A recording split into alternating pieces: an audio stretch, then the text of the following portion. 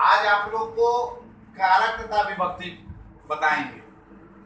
सबसे पहले कारक के बारे में जानेंगे। कारक किसे कहते हैं।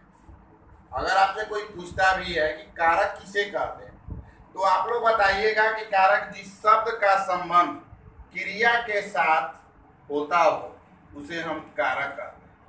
कहाँ लिखा हुआ है कारक किसे कहते हैं, तो आप लोग बताइएगा कि जिस शब्द का संबंध क्रिया के साथ होता है उसे कारक कहते हैं।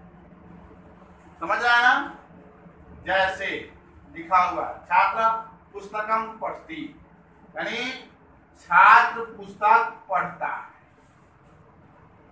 तो आप लोग को पता है कि क्रिया पढ़ना, लिखना, रोना, हंसना ये सारे क्रिया होते हैं। तो इसमें क्रिया कौन हो, जैसे छात्र पुस्तक पढ़ता है, इसमें क्रिया कौन है, तब पढ़ता। क्रिया कौन हुआ, पढ़ता। यहाँ बताया गया हुआ है कि जिस शब्द का संबंध क्रिया के साथ होता है उसे हम कारक कहते हैं। किसके साथ संबंध हो रहा है, तो क्रिया के साथ। इसमें क्रिया कौन हुआ, पढ़ता। यदि आपको पता है कि पढ़ना, लिखना, रोना ये क्रिया होगा। यहाँ लिखा हुआ यहाँ छात्र और पुस्तक का संबंध पढ़ता है। पढ़ना को क्रिया, पढ़ता क्रिया हो, यानी छात्र पुस्तक को पढ़ता है तो पढ़ना आपको पता है कि क्रिया हुआ। तो यहाँ पढ़ता, यहाँ लिखा हुआ है यहाँ छात्र और पुस्तक का संबंध पढ़ता है क्रिया से। किससे है, क्रिया से। क्रिया से है, अतः छात्र और पुस्तक कारक कहलाते हैं। छात्र और पुस्तक के यहाँ क्या हो गए, कारक हो गए। अब पढ़ता क्रिया हो गया। समझ आया ना। जैसा कि पहले ये बताया जा चुका हुआ है कि हिंदी में कारक 8 होते हैं और संस्कृत में 6 होते हैं।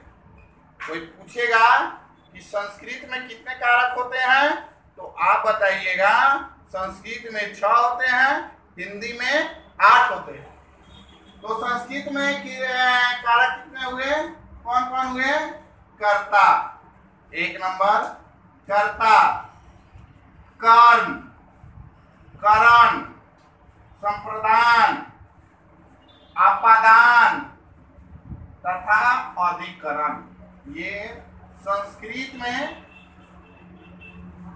कितने कारक हुए, 6। 1 2 3 4 5 6 हो गए।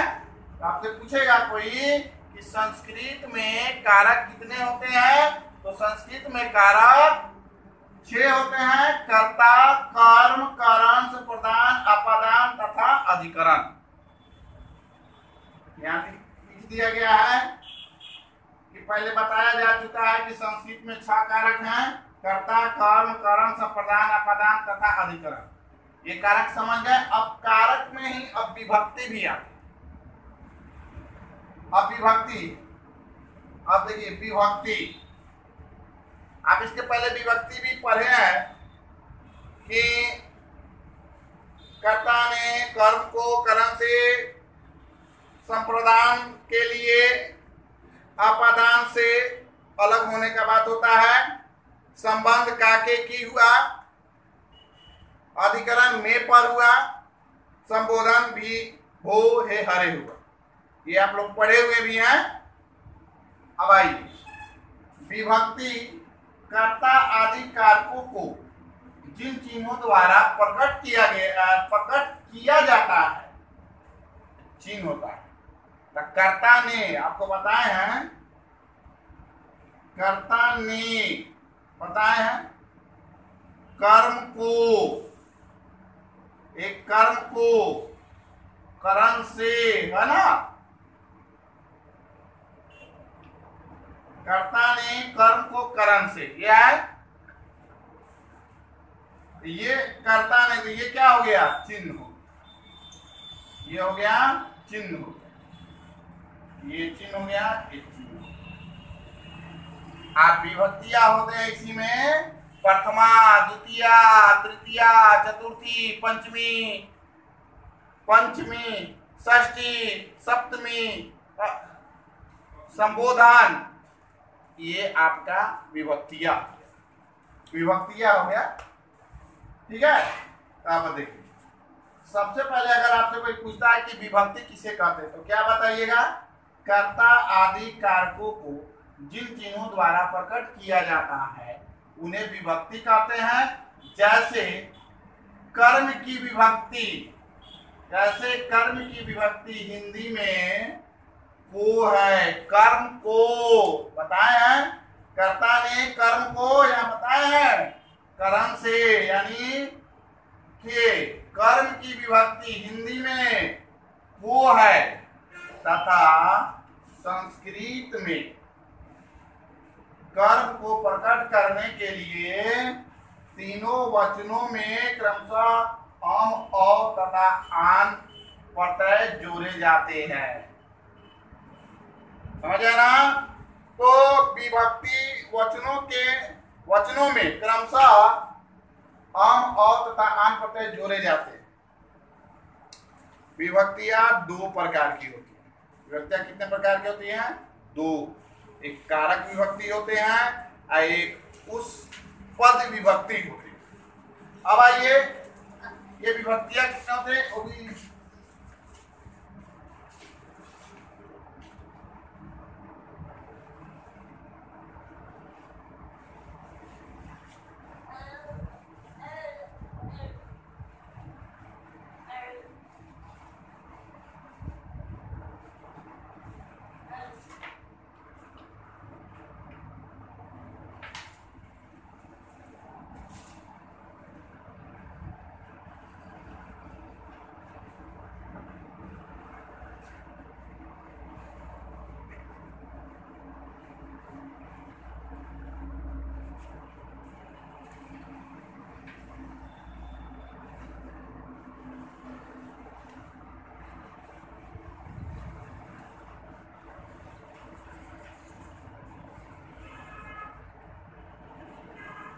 आइए लिखते हैं विभक्तियां।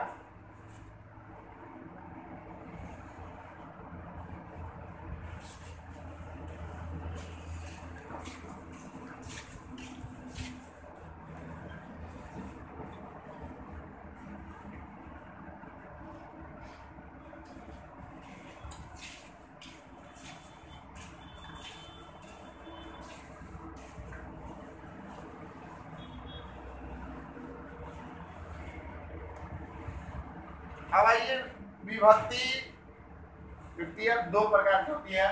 देखिए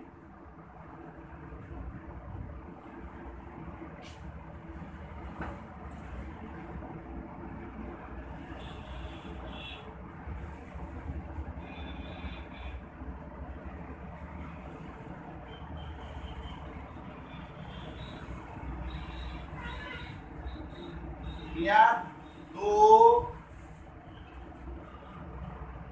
प्रकार की होती है। कितने प्रकार की होती है? तो दो प्रकार की विभक्तियां दो प्रकार की होती है। कितने प्रकार की होती है? दो। कौन कौन? एक में है कारक, देख रहा है, कारक विभक्ति। कारक विभक्ति दो में आ गया उस पद विभक्ति।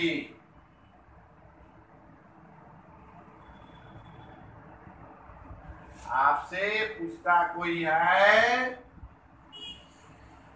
आपसे अगर कोई विभक्ति पूछता है कि विभक्ति किसे कहते हैं तो आप बताइएगा कर्ता आदि कारकों को जिन चिन्हों द्वारा प्रकट किया जाता है उन्हें हम विभक्ति कहते हैं। जो जैसे कहा गया है कि हिंदी में कर्म तथा संस्कृत में कर्म को प्रकट करने के लिए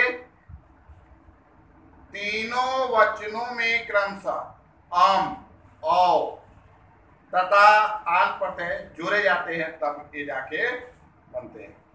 तो उसी तरह यहाँ भाई विभक्तियां दो प्रकार की होती है।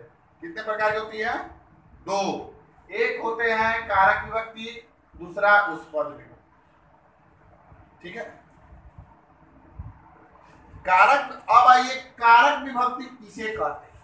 आपसे अगर कोई पूछता है कि कारक विभक्ति किसे कहते हैं, तो यहां आइए, कारक विभक्ति से कोई पूछता है कि कारक विभक्ति किसे कहते हैं, तो बताइएगा क्रिया को आधार मानकर जो विभक्ति लगती है उसे हम कारक विभक्ति कहते हैं। नीचे सभी कारक में प्रयोग होने वाली विभक्तियां उनके चिन्ह द्वारा दिए जाते हैं, दिए चाहे दिए जा रहे हैं, यहाँ से लिख देते हैं। क्रिया को, देखिए क्रिया को आधार का, क्रिया को आधार मानकर